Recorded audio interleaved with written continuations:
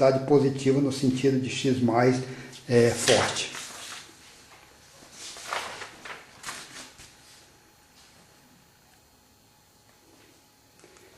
Bem, quando o movimento é unidimensional, a direção do movimento está amarrada. Só resta perguntar pelo sentido do vetor velocidade. O vetor velocidade pode ser positivo, pode ser negativo, e se estiver parado, o vetor velocidade vai ter uma intensidade igual a zero. No caso particular do movimento retilíneo e uniforme, o vetor velocidade pode ser positivo, negativo ou pode ter um valor zero se estiver parado. E o vetor instantâneo é igual ao vetor velocidade média.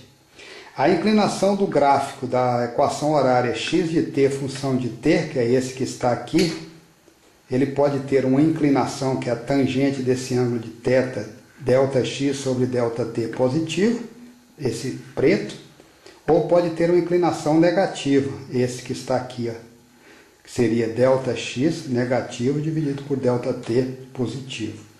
Então a equação horária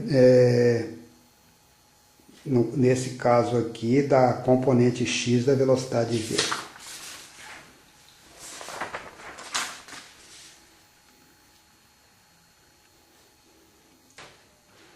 Só para poder dar uma exemplificada numérica, esse movimento que está acontecendo de A para B, o tempo está correndo, começando aqui em 1 segundo e terminando em 4 segundos, dando um ΔT de 4 menos 1, 3 segundos. Começando na posição x igual a 2 e indo até a posição 8. 8 menos 2, 6 metros. X expressa em metro, tempo expressa em segundo. A velocidade então dele, média ou instantânea, vai ser ΔX dividido por ΔT. 6 metros em 3 segundos, 2 metros por segundo para a direita. Uma velocidade positiva de 2 metros por segundo. Esse outro começa na mesma posição, no instante, o instante que o movimento começa está aqui em 1 segundo, começa na posição x igual a 2 metros, só que ele desce, ou seja, a rua cresce para cá e a rua decresce para cá. Vamos ver o que aconteceu? No tempo t igual a 1 estava na posição x igual a 2 metros, tempo t igual a 6 segundos estava na posição menos 6 metros. Qual foi o deslocamento que ele teve? Menos 6 metros, menos 2 metros. Daqui até aqui ele deslocou menos 8 metros. E o ΔT foi 6 segundos menos 1 segundo, 7 segundos. Dividindo ΔX por ΔT vai dar menos 1,14 metros por segundo. O vetor velocidade então tem um valor de menos 1,14 metros por segundo e aponta para esquerda. Então esse vetor está definido. Aqui está o módulo dele, negativo de 1 menos 14, apontando na realidade que em vez de ser para a esquerda, a gente poderia dizer que é para baixo, né? E as coisas aqui estão, o vetor velocidade está totalmente definido. Anda ao longo desse eixo, para baixo, com essa intensidade de 1,14 metros a cada segundo.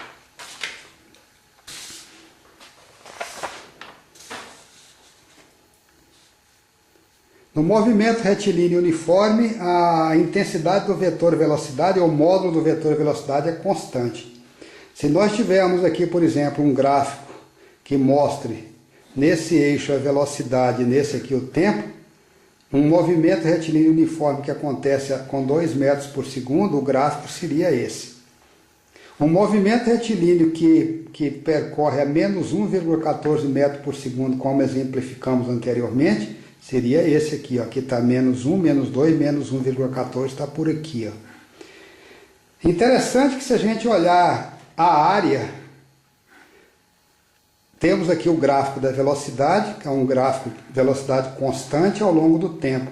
Se nós olharmos a área entre os instantes 3 e 6 segundos, compreendido com essa base e essa altura, chegando lá no gráfico da velocidade, que é um gráfico constante. Se nós olharmos para a área desse retângulo, essa base tem de 3 a 6 segundos, tem 3, 4, 5, 6. 6 menos 3, 3 segundos. está aqui. E essa altura representa quanto? 2 metros por segundo. Se multiplicar essa altura, 2 metros por segundo, por 3 segundos, vai dar 6 metros. Isso representa exatamente a distância percorrida. É só olhar para a definição de velocidade, né, que seria ΔX sobre ΔT. Bem, se nós olharmos aqui agora para essa área que está aqui embaixo, entre 1 e 5 segundos dá 4 segundos e essa distância é menos 1,12 metros, 1,14 metros. Se a gente pegar 4 segundos menos 1,14 metros por segundo, vai dar menos 4,56 metros. Andou 4,56 metros para trás, andou 6 metros para frente.